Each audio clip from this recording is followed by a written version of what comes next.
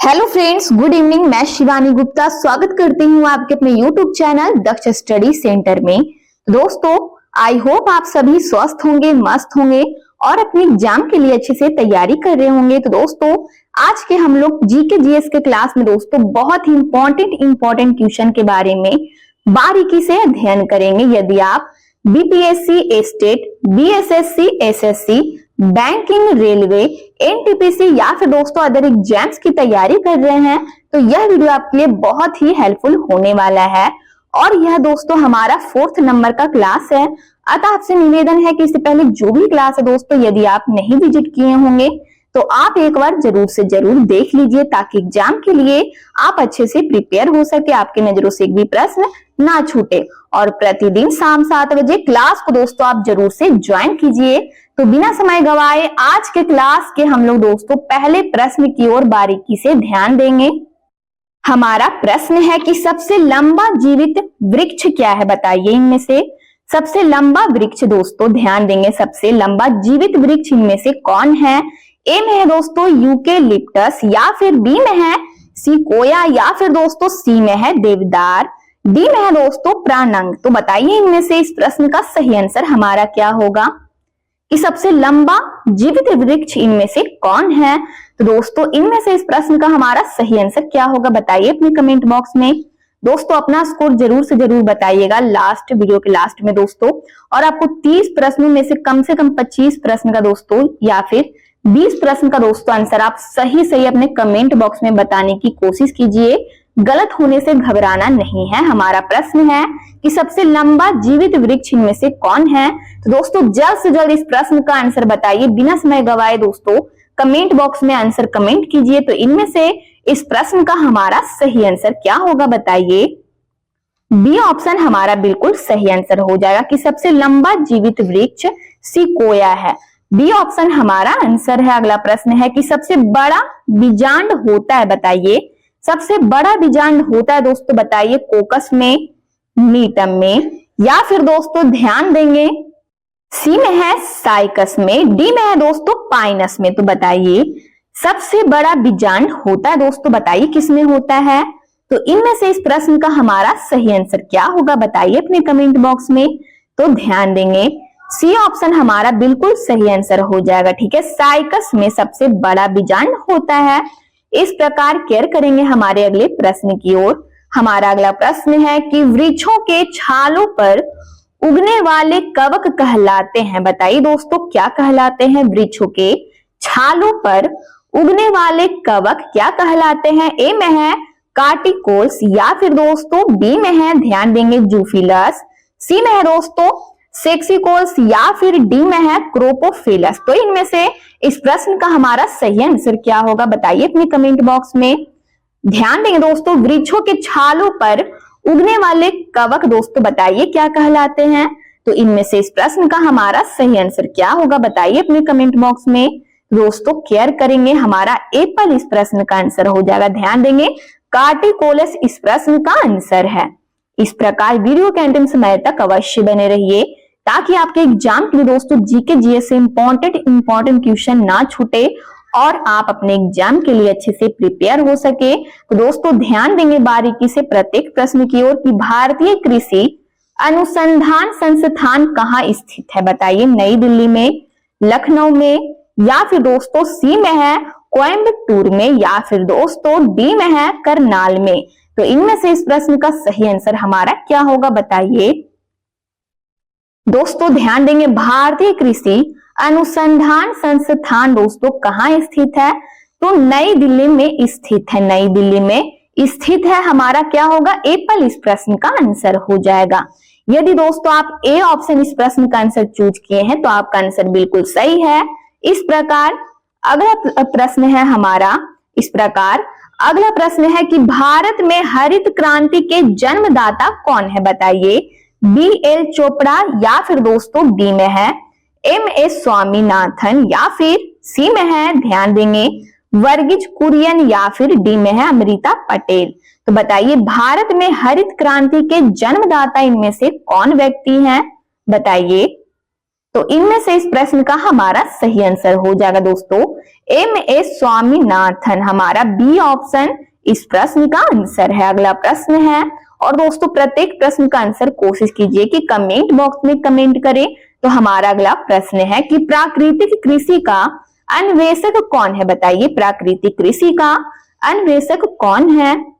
ए में है मसानोबु फुफुका, या फिर दोस्तों बी में है एम एस रंधावा, या फिर दोस्तों ध्यान देंगे सी में है एम एस स्वामीनाथन, या फिर डी में है नॉर्मन बोरलॉग। तो बताइए इनमें से इस प्रश्न का आंसर क्या होगा कि प्राकृतिक कृषि का अन्वेषक कौन है इनमें से।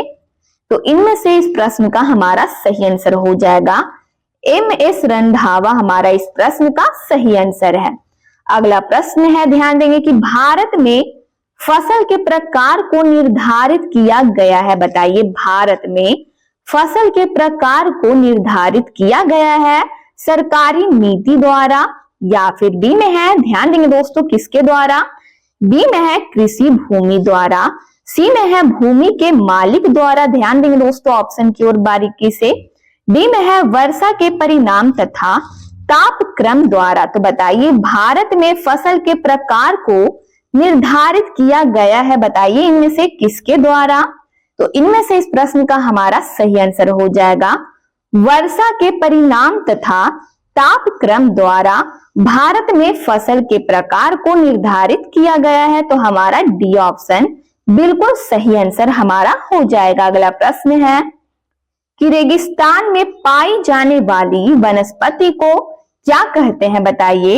ए में है हाइड्रोफाइटस कहते हैं, बी में है जीरोफाइटस, सी में है दोस्तों केयर करेंगे, सी में है पैरासाइटस, या फिर डी में है कोई नहीं। तो बताइए रेगिस्तान में पाई जाने वाली वनस्पति को क्या कहते हैं। तो इनमें से इस प्रश्न का हमारा सही आंसर क्या होगा, बताइए। तो दोस्तों केयर करेंगे, हमारा बी ऑप्शन दोस्तों बिल्कुल सही आंसर है कि रेगिस्तान में पाई जाने वाली वनस्पति को क्या कहते हैं। तो दोस्तों जीरोफाइटस कहते हैं, हमारा बी ऑप्शन इस प्रश्न का आंसर है। ध्यान देंगे अगले प्रश्न की ओर कि भारत में फूलों की अधिकतम किस्में पाई जाती है, बताइए। अधिकतम प्रजातियां होगा, ठीक है। ए में है असम में, बी में है केरल में, उत्तराखंड में, या फिर डी में है सिक्किम में। तो बताइए इनमें से इस प्रश्न का आंसर क्या होगा कि भारत में फूलों की अधिकतम प्रजातियां किसमें पाई जाती है। तो दोस्तों सी ऑप्शन उत्तराखंड में इस प्रश्न का हमारा सही आंसर हो जाएगा कि भारत में फूलों की अधिकतम प्रजातियां किसमें पाई जाती है। तो दोस्तों सी ऑप्शन उत्तराखंड में इस प्रश्न का हमारा सही आंसर है। इस प्रकार केयर करेंगे हमारे अगले प्रश्न की ओर। हमारा अगला प्रश्न है, ध्यान देंगे कि खरीफ का मौसम कब आता है, बताइए दोस्तों। बहुत इंपॉर्टेंट क्वेश्चन है जीके जीएस से कि खरीफ का मौसम कब होता है, बताइए। जनवरी अप्रैल, या फिर बी में है दोस्तों अप्रैल से जून, या फिर सी में है जून से सितंबर, या फिर दोस्तों ध्यान देंगे डी में है अक्टूबर से दिसंबर। तो बताइए खरीफ का मौसम कब होता है। तो दोस्तों इनमें से इस प्रश्न का हमारा सही आंसर क्या होगा, बताइए अपने कमेंट बॉक्स में। दोस्तों जल्द से जल्द इस प्रश्न का आंसर अपने कमेंट बॉक्स में बताइए। तो दोस्तों खरीफ का मौसम कब होता है। तो दोस्तों जून से, ध्यान देंगे जून से सितंबर, हमारा सी ऑप्शन इस प्रश्न का आंसर हो जाएगा जून से सितंबर तक। अगला प्रश्न है, ध्यान देंगे दोस्तों कि विश्व में प्राकृतिक रबड़ का सबसे बड़ा उत्पादक देश इनमें से कौन है, बताइए दोस्तों। इनमें से इस प्रश्न का आंसर क्या होगा। ए में है ब्राजील, बी में है भारत, सी में है मलेशिया, डी में है थाईलैंड।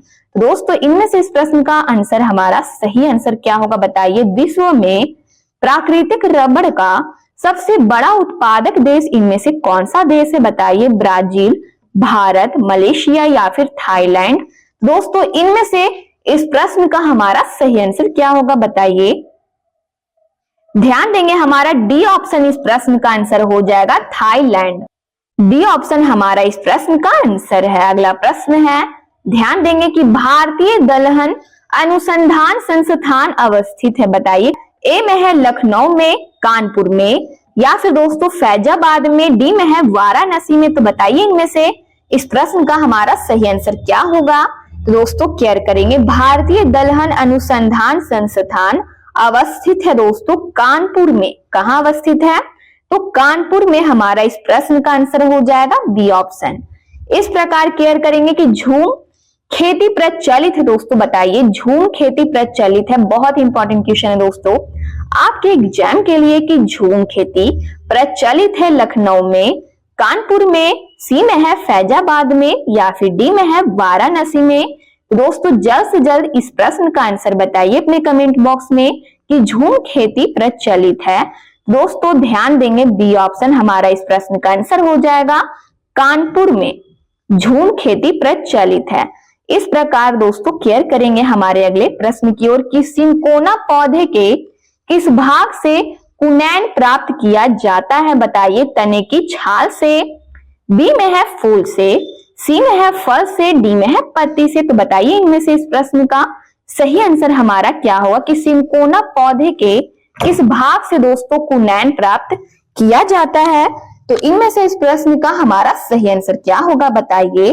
तो दोस्तों तने की छाल से बिल्कुल हमारा सही आंसर हो जाएगा कि सिंकोना पौधे के तने की छाल से दोस्तों कुनैन प्राप्त किया जाता है। एप्पल हमारा इस प्रश्न का आंसर है। अगला प्रश्न है पौधे नाइट्रोजन को, ध्यान देंगे दोस्तों, पौधे नाइट्रोजन को किस रूप में ग्रहण करते हैं? बताइए बहुत ही इंपॉर्टेंट क्वेश्चन है दोस्तों, बताइए इस प्रश्न का आंसर क्या होगा कि पौधे नाइट्रोजन को किस रूप से ग्रहण करते हैं? बताइए ए में है नाइट्रोजन गैस के रूप में या फिर बी में है दोस्तों नाइट्राइट के रूप में या फिर सी में है नाइट्रेट के रूप में, डी में है अमोनिया के रूप में। तो बताइए दोस्तों इनमें से इस प्रश्न का आंसर हमारा क्या होगा कि पौधे नाइट्रोजन को किस रूप में ग्रहण करते हैं? तो इनमें से इस प्रश्न का हमारा सही आंसर हो जाएगा दोस्तों नाइट्रेट के रूप में ग्रहण करते हैं।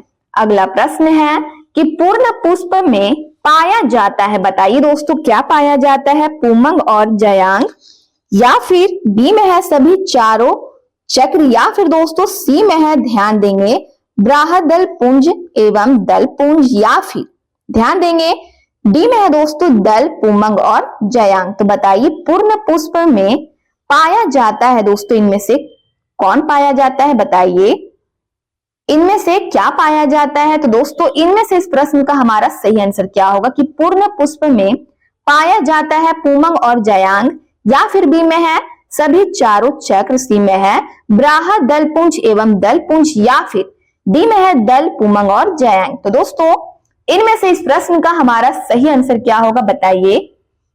ध्यान देंगे दोस्तों सभी चारों चक्र पाया जाता है। क्या पाया जाता है? दोस्तों पूर्ण पुष्प में सभी चारों चक्र पाया जाता है। तो हमारा बी ऑप्शन इस प्रश्न का आंसर है। अगला प्रश्न है ध्यान देंगे कि फूल गोभी का खाने योग्य भाग है दोस्तों, बताइए फल है, पुष्प कर्म है, वृक्ष है या फिर दोस्तों कलिका है? बताइए इनमें से इस प्रश्न का आंसर हमारा क्या होगा दोस्तों। बहुत इंपॉर्टेंट क्वेश्चन है। तो दोस्तों इस प्रश्न का आंसर कमेंट बॉक्स में आप जल्द से जल्द कमेंट करें। ध्यान देंगे दोस्तों फूल गोभी का खाने योग्य भाग इनमें से क्या है? बताइए अपने कमेंट बॉक्स में फूल गोभी का दोस्तों हम लोग कौन सा भाग खाते हैं? दोस्तों इनमें से इस प्रश्न का हमारा सही आंसर क्या होगा बताइए। तो दोस्तों पुष्प कर्म हमारा इस प्रश्न का आंसर हो जाएगा बी ऑप्शन। बी ऑप्शन हमारा इस प्रश्न का बिल्कुल सही आंसर है। यदि दोस्तों आप बी ऑप्शन इस प्रश्न का आंसर चूज किए हैं तो आपका आंसर बिल्कुल सही है।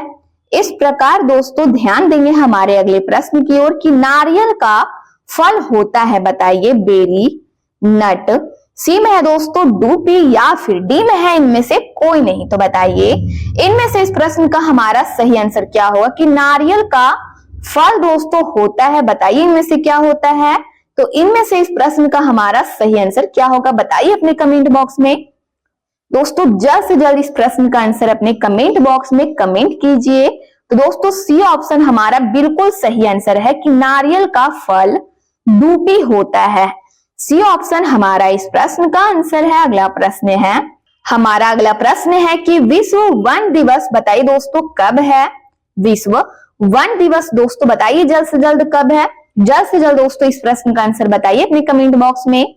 ए में है मार्च 16 यानी 16 मार्च या फिर दोस्तों बी में है 21 मार्च को, सी में है दोस्तों 2 सितंबर को या फिर डी में है 5 दिसंबर को। तो दोस्तों जल्द से जल्द इस प्रश्न का आंसर कमेंट बॉक्स में जल्द से जल्द बताइए इस प्रश्न का आंसर क्या होगा कि विश्व वन दिवस कब है। तो दोस्तों ध्यान देंगे, यदि आप बी ऑप्शन यानी 21 मार्च इस प्रश्न का आंसर चूज किए हैं तो आपका आंसर बिल्कुल सही है। अगला प्रश्न है कि पौधों के रस को चूस लेने वाला सबसे छोटा कीट कौन सा है, बताइए। एफिड है, भृंग है, या फिर दोस्तों सी में दे दिया है टिड्डा, डी में है दोस्तों वर्रक। तो बताइए इनमें से इस प्रश्न का हमारा सही आंसर क्या होगा कि पौधे के रस को चूस लेने वाला सबसे छोटा कीट इनमें से कौन सा है। तो दोस्तों जल्द से जल्द इस प्रश्न का आंसर बताइए। दोस्तों एफिड इस प्रश्न का हमारा बिल्कुल सही आंसर हो जाएगा कि ध्यान देंगे पौधे के रस को चूस लेने वाला सबसे छोटा कीट दोस्तों इनमें से ध्यान देंगे दोस्तों एफिड है। अगला प्रश्न है कि सबसे बड़े पुष्प होते हैं, बताइए दोस्तों। ध्यान देंगे किसके सबसे बड़े पुष्प होते हैं। ए में दे दिया दोस्तों क्रिसेंथियम के, या फिर बी में है रेफलेसिया के, या फिर सी में है सूरजमुखी के, डी में है दोस्तों जिननिया के। तो बताइए इनमें से इस प्रश्न का आंसर हमारा क्या होगा कि सबसे बड़े पुष्प होते हैं। दोस्तों इनमें से इस प्रश्न का हमारा सही आंसर हो जाएगा रेफलेसिया के दोस्तों सबसे बड़े पुष्प होते हैं। अगला प्रश्न है, ध्यान देंगे दोस्तों कि चाय में लाल कीट का कारण क्या है, बताइए। चाय में लाल कीट का कारण क्या है। ए में है दोस्तों जीवाणु, फफूंद, सी में है हरी शैवाल, डी में है दोस्तों विषाणु। तो बताइए इनमें से इस प्रश्न का हमारा सही आंसर क्या होगा, बताइए जल्द से जल्द इस प्रश्न का आंसर हमारा क्या होगा कि चाय में लाल कीट का कारण क्या है। तो दोस्तों इनमें से इस प्रश्न का हमारा सही आंसर हो जाएगा हरी शैवाल, यानी सी ऑप्शन हमारा इस प्रश्न का आंसर है। अगला प्रश्न है कि किसमें बीज नहीं बनते हैं, बताइए। घास में, पाइनस में, फर्न में, या फिर दोस्तों डी में है आम में। तो बताइए इनमें से दोस्तों जल्द से जल्द इस प्रश्न का आंसर हमारा क्या होगा कि किसमें बीज नहीं बनते हैं। तो इनमें से इस प्रश्न का हमारा सही आंसर हो जाएगा दोस्तों ध्यान देंगे सी ऑप्शन, यानी फर्न में बीज नहीं बनते हैं। अगला प्रश्न है कि नींबू में कैंकर रोग होता है, बताइए किससे। कवक से, जीवाणु से, सी में है दोस्तों वायरस से, डी में है दोस्तों ध्यान देंगे निमैटोड से। तो बताइए इनमें से इस प्रश्न का आंसर क्या होगा। ध्यान देंगे कि नींबू में कैंकर रोग होता है, बताइए किससे होता है। कवक से, जीवाणु, या फिर सी में है वायरस, डी में है निमैटोड से। तो दोस्तों जल्द से जल्द इस प्रश्न का आंसर अपने कमेंट बॉक्स में बताइए। दोस्तों केयर करेंगे बी ऑप्शन हमारा इस प्रश्न का आंसर हो जाएगा कि नींबू में कैंकर रोग जीवाणु से होता है। अगला प्रश्न है, मटर में मार्स रोग का कारण क्या है, बताइए। केयर करेंगे दोस्तों, बहुत ही इंपॉर्टेंट क्वेश्चन है कि मटर में मार्स रोग का कारण क्या है। जस्ता की कमी के कारण, या फिर दोस्तों ध्यान देंगे बी में है मैग्नीज की कमी, सी में है दोस्तों ध्यान देंगे सी में है मॉलिब्डेनम की कमी, या फिर दोस्तों डी में है कॉपर की कमी। तो बताइए इनमें से इस प्रश्न का हमारा सही आंसर क्या होगा। दोस्तों ध्यान देंगे बी ऑप्शन मैग्नीज के कमी के कारण दोस्तों ध्यान देंगे मटर में मार्स रोग होता है। अगला प्रश्न है, ध्यान देंगे दोस्तों इसी प्रकार कि भारत का विश्व में गेहूं उत्पादन में कौन सा स्थान है, बताइए दोस्तों। बहुत इंपॉर्टेंट क्वेश्चन है दोस्तों, आपके एग्जाम में कई बार ये क्वेश्चन दोस्तों पूछा गया है कि भारत का ध्यान देंगे दोस्तों विश्व में गेहूं उत्पादन में कौन सा स्थान है, बताइए। प्रथम, द्वितीय, तृतीय, या फिर चतुर्थ। तो बताइए इनमें से इस प्रश्न का आंसर हमारा क्या होगा।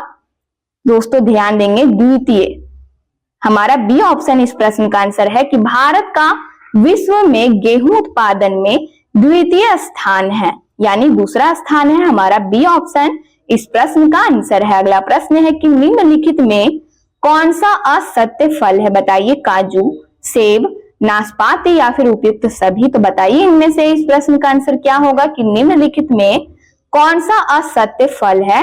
दोस्तों इनमें से इस प्रश्न का हमारा सही आंसर क्या होगा, बताइए अपने कमेंट बॉक्स में। तो दोस्तों इनमें से इस प्रश्न का हमारा सही आंसर हो जाएगा डी ऑप्शन, यानी उपयुक्त सभी। अगला प्रश्न है कि निम्नलिखित में कौन नकदी फल है? बताइए दोस्तों, निम्न में ध्यान देंगे, निम्नलिखित में कौन नकदी फल है? ए में है मक्का, गेहूं, या फिर सी में है तंबाकू, डी में है धान। दोस्तों इनमें से इस प्रश्न का सही आंसर हमारा क्या होगा बताइए? तो दोस्तों तंबाकू इस प्रश्न का हमारा बिल्कुल सही आंसर हो जाएगा। ठीक है दोस्तों, हमारा सी ऑप्शन इस प्रश्न का आंसर है। इस प्रकार हमारे अगले प्रश्न की ओर केयर करेंगे कि निम्नलिखित में से किसमें प्रोटीन सर्वाधिक होता है? बताइए, चावल में, मक्का में, मूंगफली में, या फिर सेब में? दोस्तों जल्द से जल्द इस प्रश्न का आंसर अपने कमेंट बॉक्स में बताइए। और दोस्तों वीडियो के अंतिम समय में ध्यान देंगे, दोस्तों ध्यान देंगे, वीडियो के लास्ट में आप अपना स्कोर जरूर से जरूर बताइए कि आप लगभग कितने प्रश्न का दोस्तों सही आंसर बता चुके हैं। ठीक है दोस्तों, इनमें से इस प्रश्न का हमारा सही आंसर हो जाएगा मूंगफली में। किसमें? तो दोस्तों मूंगफली हमारा इस प्रश्न का सही आंसर हो जाएगा। अगला प्रश्न है कि यूरिया में नाइट्रोजन किस रूप में होता है? बताइए, अमोनियम के रूप में। ध्यान देंगे, ए में है दोस्तों, ध्यान देंगे, ए में है अमोनियम में, बी में है दोस्तों एमाइड में, या फिर सी में है नाइट्रेट के रूप में, डी में है दोस्तों नाइट्रेट के रूप में। तो बताइए यूरिया में नाइट्रोजन किस रूप में होता है? दोस्तों इनमें से इस प्रश्न का हमारा सही आंसर हो जाएगा बी ऑप्शन, यानी यूरिया में नाइट्रोजन एमाइड के रूप में होता है। तो दोस्तों आज के क्लास का यह हमारा लास्ट प्रश्न था। यदि आप इस चैनल को पहली बार विजिट कर रहे हैं तो दोस्तों चैनल को आप अवश्य सब्सक्राइब कर ले, बेल आइकन को ऑल में प्रेस कर ले, वीडियो को लाइक करना ना भूले, अपने स्टडी ग्रुप में जरूर से शेयर कर ले। कमेंट बॉक्स में आप लोग अपनी प्रतिक्रिया देते रहते हैं, इसके लिए दिल से धन्यवाद। दोस्तों दिए गए नंबर पर व्हाट्सएप करें यदि आपको जनरल साइंस का पीडीएफ चाहिए। ठीक है दोस्तों, महाराज सर के द्वारा आपको पीडीएफ प्रोवाइड करा दिया जाएगा। तब तक के लिए मिलते हैं नेक्स्ट वीडियो में। स्वस्थ रहिए, मस्त रहिए। जय हिंद, जय भारत।